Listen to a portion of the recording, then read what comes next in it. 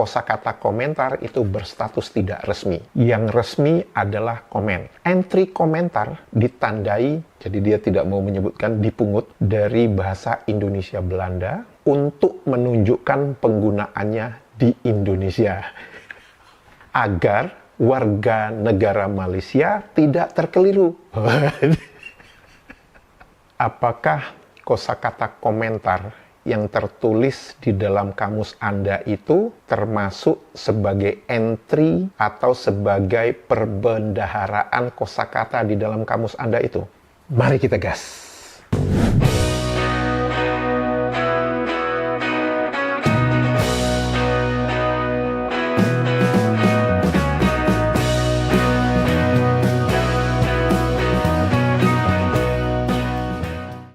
Halo, apa kabar semuanya teman-teman? Semoga kita semua dalam keadaan sehat walafiat. Amin ya robbal alamin. Selamat datang di kanal ini, kanal yang berbicara tentang perbandingan kosakata menurut Kamus Besar Bahasa Indonesia dan Kamus Bahasa Indonesia versi Malaysia. Kanal ini juga berbicara pernak-pernik dan informasi tentang Malaysia dan warganet Malaysia yang seringkali ajaib itu. Semoga informasi tersebut bermanfaat untuk warganet Indonesia.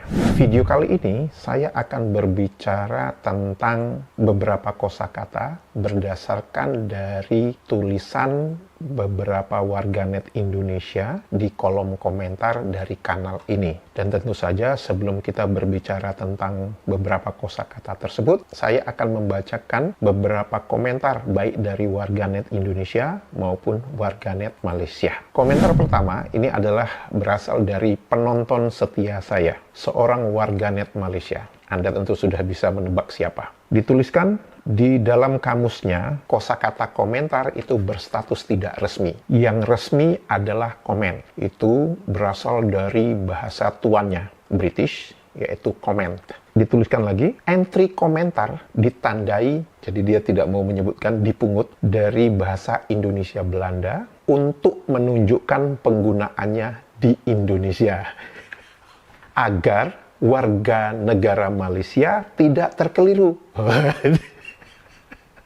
Apakah kosakata komentar yang tertulis di dalam kamus Anda itu termasuk sebagai entry atau sebagai perbendaharaan kosakata di dalam kamus Anda itu? Kalau Anda mengatakan iya, lantas untuk apa kosakata komentar itu dituliskan di dalam kamus Anda? Kalau tidak ingin warga negara Malaysia terkeliru, ya untuk apa kosakata komentar itu didaftarkan, dipampangkan di dalam kamus Anda? Itu pertama. Dan secara logika tentu kosakata komentar itu masuk dalam jumlah entry kosakata Anda yang Anda katakan 120.000 itu kan. Jadi pertanyaan saya itu sederhana saja. Kalau memang menginginkan agar warga negara Malaysia tidak terkeliru, atau maksudnya tidak menggunakan kosakata itu, lantas untuk apa kosakata komentar itu ada di dalam kamus Anda? Untuk pengetahuan atau untuk menambah perbendaharaan kosakata? Padahal Anda sendiri mengatakan 95% kosakata pinjaman itu tidak digunakan di Malaysia. Lantas kalau tidak digunakan, untuk apa kosakata itu dituliskan di dalam kamus Anda? Selain hanya untuk menambah perbendaharaan kosakata di dalam kamus Anda. Itu penjelasan yang paling logis. Komentar dari Mas Muji MJ. Beliau mengatakan, orang asli Malaides itu semang.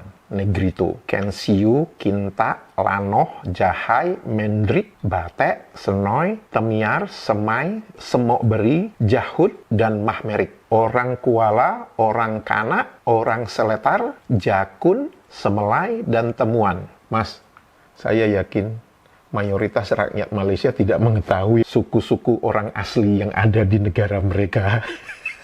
Diteruskan, orang-orang ini tidak mengenal batik, rendang, keris, bahkan sejarah palsu alam Melayu. Yang mengaku Melayu sekarang adalah Melayu palsu yang asal-usulnya dari Indonesia. Ini yang kita sering baca ya, bahwa ketika akarmu itu tidak kuat, maka apa yang kamu katakan itu adalah kosong, melompong. Dan di Malaysia, orang-orang yang Mas Muji sebutkan ini disebut orang asli. Artinya apa? Secara tidak langsung, orang tipe M itu mengakui bahwa mereka juga pendatang. Apakah orang tipe M ini meminta izin kepada orang-orang asli ini? Maaf ya, kita mau menguasai tanahmu. Apakah kaum pendatang tipe M ini mengatakan seperti itu kepada orang asli? Silakan tuliskan di kolom komentar kepada warganet Malaysia kalau Anda ingin mengatakan bahwa Anda bukan kaum pendatang di semenanjung Malaysia. Nah, ini masih sama warganet Malaysia yang memang wawasannya sangat sempit, yang masih mempertanyakan apa itu ngabuburit. Tak pernah dengar kalau burit. Taulah. Nah, ini Mas Seno Alamsah. Kesalahan di Malaysia itu mereka mengasimilasi etnis-etnis menjadi satu Melayu. Sehingga mereka tidak terbiasa dengan perbedaan dalam kemiripan. Seperti di Indonesia. Sehingga mereka cuma mempunyai satu perspektif dalam melihat bahasa. Kalau di Negara Kesatuan Republik Indonesia, karena setiap etnis masih menggunakan dan menjunjung tinggi bahasanya masing-masing, maka tidak aneh jika sesama bangsa Indonesia menemukan perbedaan dan kemiripan bahasa. Seperti Jawa dan Sunda misalnya, gedang, yang satu pisang, yang satu artinya pepaya. Atau kata burit. Di Melayu kata burit itu dapat diartikan dubur, pantat. Sedangkan di Sunda artinya sore. Kata burit di Melayu bukan burit di Sunda, tapi birit. Nah, sekarang Anda mengerti kan kenapa ada kosakata cirit birit? Sudah ngerti kan sekarang? Belum ngerti juga?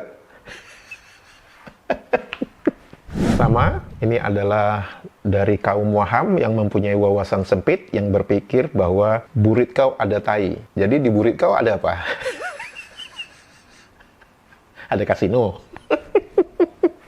Nah, ini yang menarik ya, dari Mas Dewa Sutawana. Lucu ya, mendengar kata burit langsung berkata bahwa itu dubur. Sama halnya dengan baru melihat celana dalam dijemur, langsung imajinasinya kemana-mana. Nah, ini masih sama dari kaum Waham. Jangan guna kata carut dan kotor. Burit, butuh. Contoh kata carut dan kotor yang sering digunakan oleh Indonesia. Karena sering gunakan kata yang carut dan kotor akan mempengaruhi otak dan hati jadi hitam dan penuh kebencian dan dengki. Ini ya, orang yang merasa dirinya malaikat dan orang lain itu setan. Nah, ini dari Heru Rohadi. Burit kata kurang sopan. Itulah kenapa bahasa Indonesia itu bukan bahasa Melayu, Pak Ci, Malaysia. Karena arti burit antara di Malaysia dan Indonesia itu berbeda. Dan kata burit bukan hanya kosakata Melayu, tapi itu juga kosakata Sunda, kosakata Indonesia juga. Bodohlah kamu, Pak Ci. Jika kata burit bahasa Melayu kau duga adalah sama arti dengan kosakata burit dalam bahasa Sunda dan bahasa Indonesia. Nah, ini semakin menegaskan ya, teman-teman, bahwa kalau ada yang mengatakan bahasa Indonesia itu adalah bahasa Melayu, ini adalah contoh nyatanya. Kalau teman-teman perhatikan, semua unggahan video saya di dalam bulan Ramadan ini, itu selalu ada kosakata ngabuburit di dalam covernya, di dalam thumbnailnya itu. Dan sebenarnya, saya sedang melakukan percobaan sosial eksperimen. Saya ingin melihat apa reaksi warganet Malaysia ketika membaca kosakata ngabuburit. Apakah mereka berpikiran terbuka dan bertanya apa maksudnya ngabuburit itu, atau mereka langsung membuat kesimpulan bahwa burit itu sama dengan ngabuburit. Dan ternyata hasil percobaan sosial saya menunjukkan 95%, atau kalau bisa saya katakan 100% warganet Malaysia yang memberikan komentar di kanal YouTube ini berkaitan dengan kosakata ngabuburit itu mengasosiasikannya dengan burit yang dimengerti oleh warganet Malaysia. Artinya, percobaan sosial saya berhasil. Itu pertama. Yang kedua, ini juga menunjukkan bahwa kalau ada klaim yang mengatakan bahasa Indonesia itu sama dengan bahasa Melayu, salah. Oke? Nah, ini dari Dino Palala. Assalamualaikum Pak Pri, salam kenal dari Riau. Kebetulan saya guru bahasa. Wah, guru bahasa Indonesia ya. Memang menarik kalau bicara istilah kosakata, kata serapan, baik kata serapan bahasa asing maupun dari bahasa daerah. Bahasa kita, bahasa Indonesia memiliki kaedah, aturan, dan dibahas dalam badan bahasa dan tidak asal caplok. Saenak udele dewe. Ini untuk orang warganet Malaysia pasti langsung loading itu, roaming itu. Maksudnya apa nih? Maksudnya apa nih?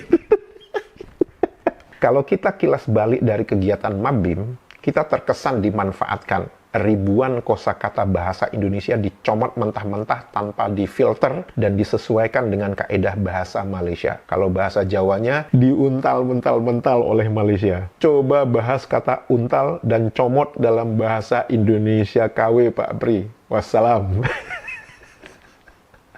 Salam kenal, Pak Dino Palala. Sebuah kehormatan untuk saya, Anda mau menuliskan komentar di kanal ini. Seperti yang saya tuliskan di dalam jawaban saya dari komentar Anda, saya mengatakan bahwa saya itu salut dengan cara Badan Bahasa Indonesia mengembangkan kosakata-kosakata serapan itu, sehingga ketika kita mengucapkan kosakata serapan itu luwes aja kita ucapkan, dan itu sesuai dengan lidah kita, lidah orang Indonesia. Tentu saja itu bukan sesuatu yang bisa dilakukan dengan asal comot. Itu pasti ada kaedah atau ada norma-norma yang sangat ketat. Itu untuk memastikan kosakata serapan itu akan sesuai diucapkan oleh lidah orang Indonesia. Tidak seperti apa yang dilakukan oleh Kamus Bahasa Indonesia versi Malaysia ini, di mana mereka asal comot, asal ambil aja tanpa melihat bagaimana rakyat mereka mengucapkan sebuah kosakata. Mereka tidak melihat fonologi, mereka tidak melihat bagaimana ucapan kosakata ini diucapkan oleh